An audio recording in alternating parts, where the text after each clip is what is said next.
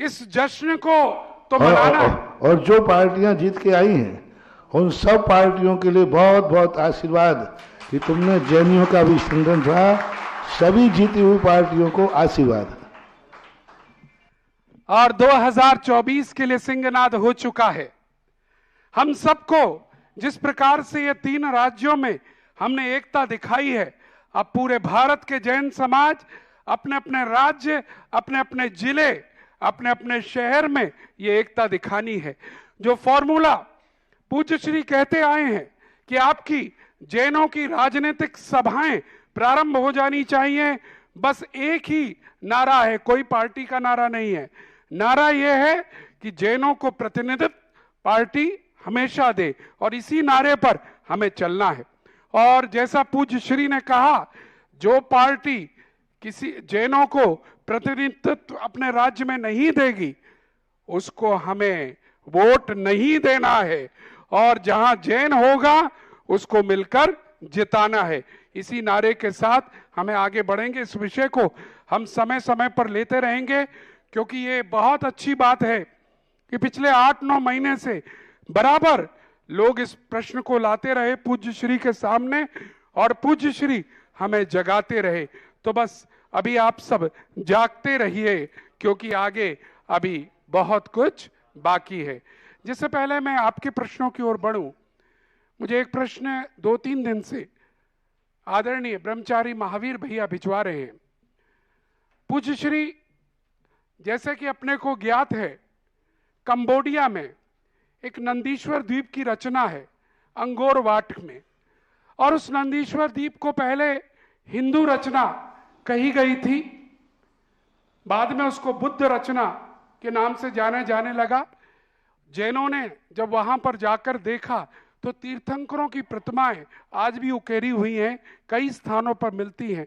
भगवान पार्श्वनाथ की उकेरी हुई प्रतिमाएं भी वहां अनेक स्थान पर मिलती हैं, जिसे वो बुद्ध करार देना चाहते हैं। यहां तक बात ठीक थी, अनेक रिसर्च के हमारे लोग जा रहे थे, लेकिन एक जो अलार्मिंग बात आई है सामने, वो बात आई है यूनेस्को के द्वारा उसको 8वां आश्चर्य, 8th वंडर के लिए नामित करा गया है। किया नहीं गया, रुकिएगा, आप समझ नहीं रहे कुछ। 8th वंडर के लिए नामित किया गया है, और उस साइट को बुद्धिस्ट साइट बताया गया है। इस बात पर इतिहासविद चौंके हुए हैं कि क्यों जैनों के अस्तित्व को नकारा जा रहा है, क्यों ऐसा है कि इतिहासविद अच्छी तरह नहीं देख पा रहे हैं। तो ये अंतर्राष्ट्रीय फोरम पर हमें किस तरह से इस बात को हम उठाएं कि हमारी बात पूरे विश्व में जाए और इस पर सही कार्रवाई हो, इसके लिए मार्गदर्शन। कंबोडिया के संबंध में सैकड़ों वर्षों से इस संबंध में डिस्कशन चल रहा है।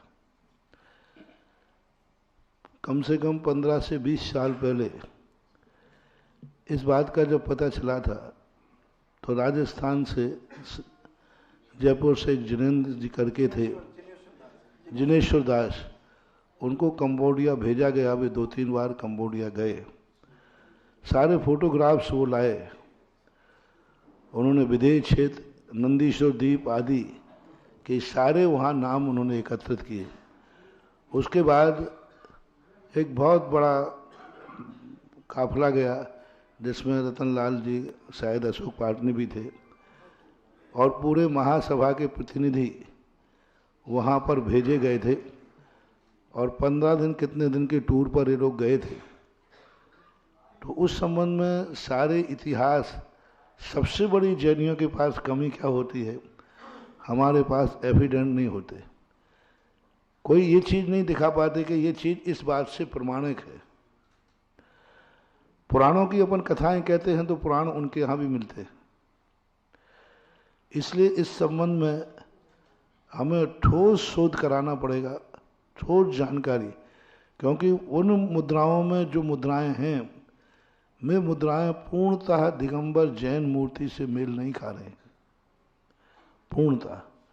अकेले मात पारसनाथ का फन होने से, क्योंकि उनके यहाँ भी बौद्धों के ऊपर उपसर्ग आए, उनके यहाँ भी एक कहानी मिलती है, तो इस संबंध में मेरी आवाज़ उठाने के पहले मुझे ठोस प्रमाण लाके दो, उसके बाद ही मैं कोई आवाज़ उठा पाऊंगा। ऐसी सुनी सुनाई बातों पे आवाज़ उठाने से, क्योंकि यहाँ की आवाज़ से कानून बन जाता है, यहाँ की आवाज़ एक कानून की आवाज़ हो जाती है, और कानून की आवाज़ तभी होना चाहिए तब वो कहीं से खंडित नहीं होना चाहिए। इसलिए पहले इस पर जाके जो अभी 50 वर्ष से चल रहा है शोध, या जो 20-25 साल पहले ही पूरा शोध करके देखने गए, इस पर एक शोध हो, इसके ऊपर आप लोग पहले एक कोर्ट केस कीजिए। सारे महाराजों से ही क्यों कहलवाना चाहते? इसको आप जनहित याचिका दायर कीजिए। जनहित याचिका दायर में जो अंतर्राष्ट्रीय समितियां हैं, तीर्थक्षेत्र कमेटी काहे के लिए है? पदों के लिए, चुनावों के लिए। तीर्थक्षेत्र कमेटी बैठकर स्टेजों पर माला पहनने के लिए, काहे के लिए है कमेटियां? ये कमेटियां इसी कार्य के लिए हैं। तीर्थक्षेत्र कमेटी का एक प्रतिनिधि हो और जनहित याचिका दायर की जाए, कोर्ट उस पर शोध कराएगा, तुम भी शोध करो, कोर्ट भी शोध करेगा। बिना फाइट किए, बिना डिस्कशन नहीं निकलेगा। आज तक कंबोडिया पर दिगंबर जैन समाज ने कोई फाइट की? कोई कंबोडिया की सरकार से कोई उसका पत्राचार किया? कोई भारत सरकार में कोर्ट में कोई ऐसा दायरा केस पेश किया कि कंबोडिया हमारा दिगंबर जैनियों का है?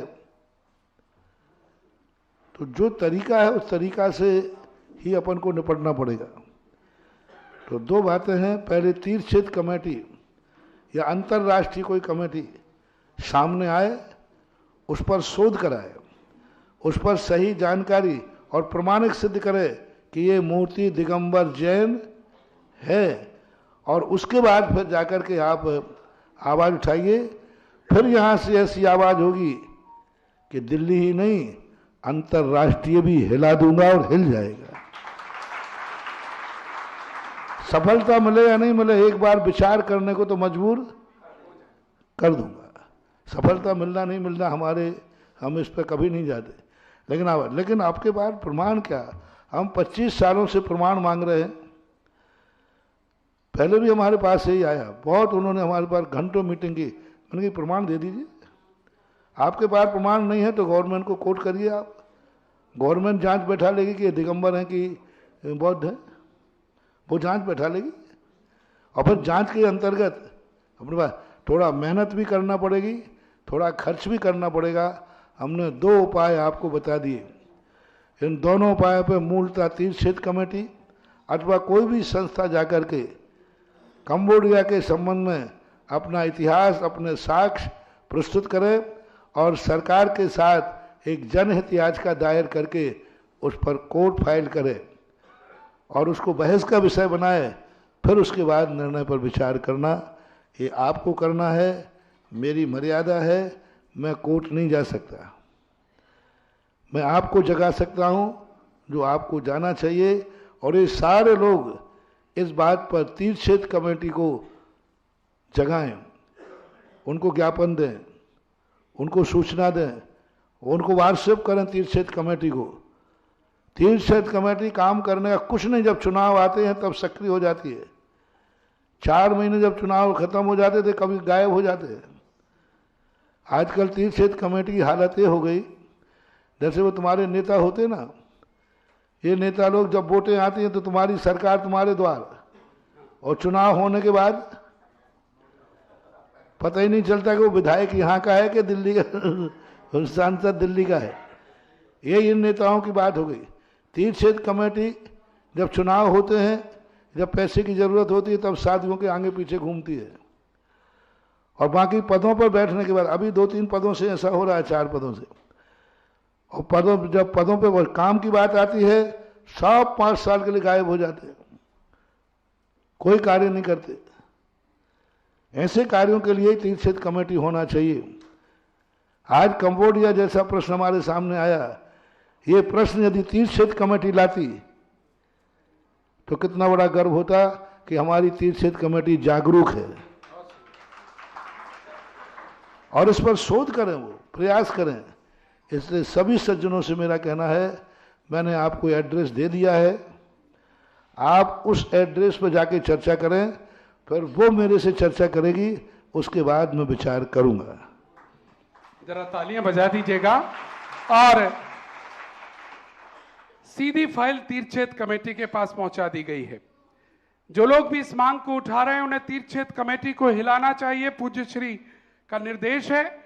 और तीर्थ क्षेत्र कमेटी क्योंकि सुन रही है, जिज्ञासा समाधान बहुत गौर से सुनती है। आपके लिए आज बहुत कड़ी कड़ी बातें इस मंच से कही गई हैं, सावधान रहिएगा। और जितने भी इतिहासकारों के पैनल्स हैं, हमारे राष्ट्रीय और अंतर्राष्ट्रीय, वो सब मिलकर तीर्थ क्षेत्र कमेटी के साथ मिलकर इस विषय को लेकर जाएं। और अगर भारत की अदालत में, यूनेस्को की अदालत में, इंटरनेशनल कोर्ट में, जहां भी इसकी